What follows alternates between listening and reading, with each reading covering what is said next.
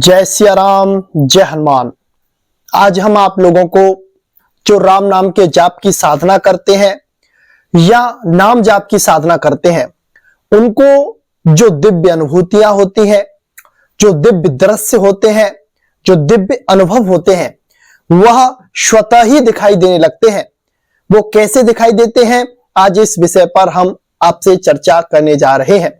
सबसे पहले, अगर आपको अपने जीवन में दिव्यता को लाना है, अलौकिकता को महसूस करना है और साधना में आगे बढ़ना है, तो आपको सबसे पहले अपने आप को एकाग्रचित करके प्रभु के चरणों की शरणागति को ग्रहण करना है। अब प्रभु के चरणों की शरणागति कैसे होगी, यह प्रश्न ज्यादातर रहता है। प्रभु की चरणों की शरणागति का मतलब होता है कि आप किसी के आश्रित हो जाएं। जिस तरह से एक छोटा बच्चा होता है, वह अपनी मां के प्रति आश्रित रहता है। मां उसको नहलाएगी तब नहाएगा, मां उसको कुछ खिलाएगी तब वो खाएगा, या फिर जो कुछ भी क्रियाकलाप होंगे वो मां के द्वारा ही होंगे। जब एक छोटा बच्चा होता है तो वो मां के प्रति आश्रित हो जाता है, उसका उसे दृढ़ भरोसा हो जाता है कि उसकी मां उसे जरूर खिलाएगी, उसकी देखभाल करेगी। इसी तरह से आपको श्री राम जी के चरणों का दृढ़ विश्वास होना चाहिए।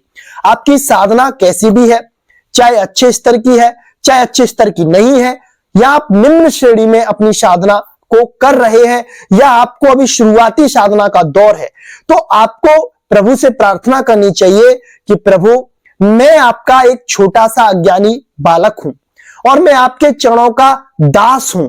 आप मुझे जैसे चलाना चाहें वैसे चलाइए। मैं तो बस आपके नाम का सहारा लूंगा, मैं तो बस आपके नाम का जाप करूंगा और उस नाम के जाप से आपको सारी देखरेख मेरी करनी पड़ेगी। जिस तरह से एक बच्चे को मां का भरोसा होता है, उस पर कोई भी विपदा आती है तो वो सबसे पहले मां मां मां बोलकर चिल्लाता है और उसकी मां दौड़ी चली आती है, उसको हर तरह से जो भी परेशानी होती है उससे निवृत्ति दिलाती है। इसी तरह से आपको प्रभु के प्रति विश्वास होना चाहिए।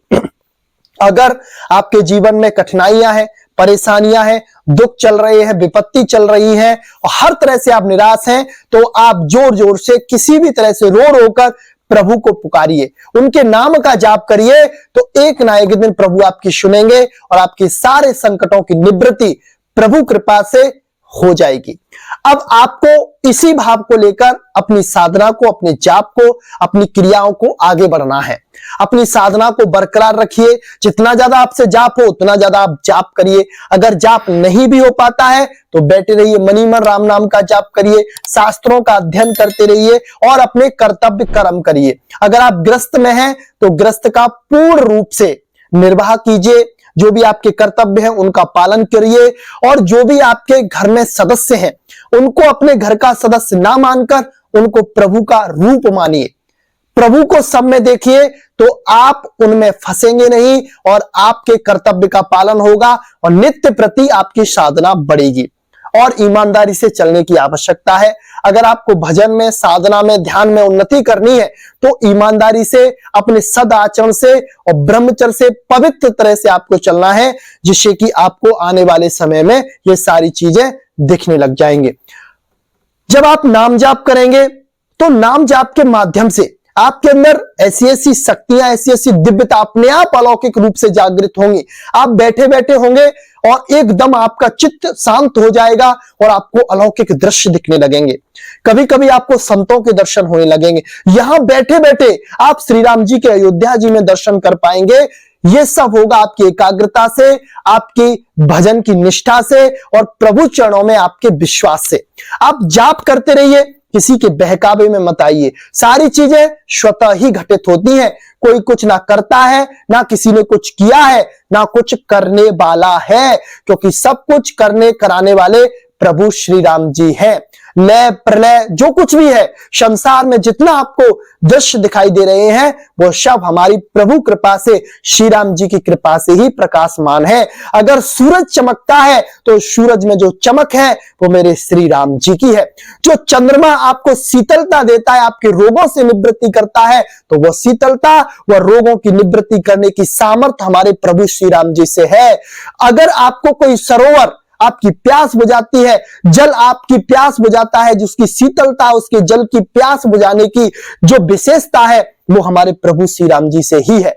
तो प्रभु श्री राम जी सर्वज्ञ हैं, सब कुछ जानते हैं और अपने भक्तों को, हृदय को वो पढ़ते हैं, वो मन की बात को पढ़ते हैं। आपके मन में कुछ चल रहा है और साधना किसी भाव से कर रहे हैं तो कुछ नहीं होगा। मन और साधना दोनों एकाग्रचित हो जाएंगे तो आपको उसका रिजल्ट मिलने जरूर लग जाएगा। अपने आप को मजबूत बनाइए।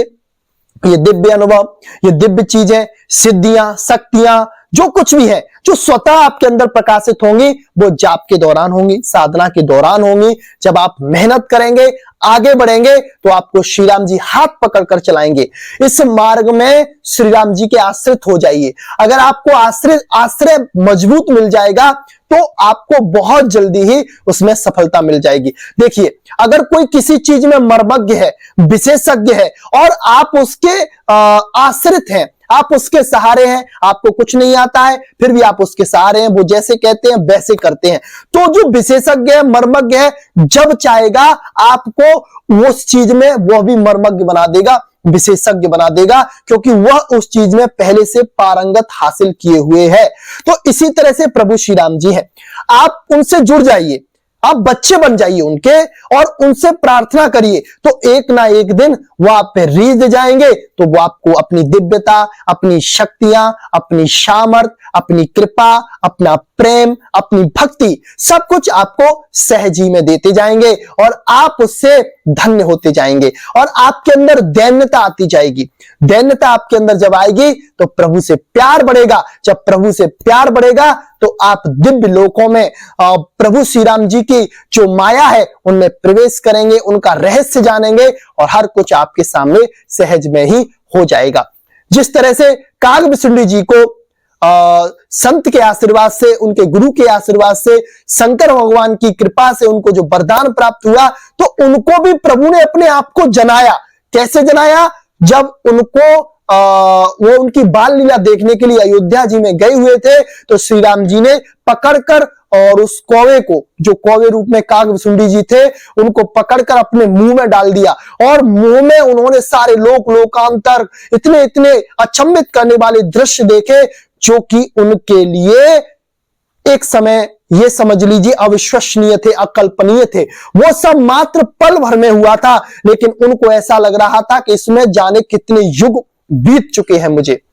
तो ये सब प्रभु कृपा से होता है। वो जब चाहेंगे तब आपको जना देंगे, आप उनके आश्रित हो जाइए और संतों की सानिध्य लीजिए, उनका सत्संग करिए, तो आपके जीवन में जरूर जरूर प्रकाश होगा, आपको प्रभु की कृपा जरूर मिलेगी। आज के लिए बस इतना ही।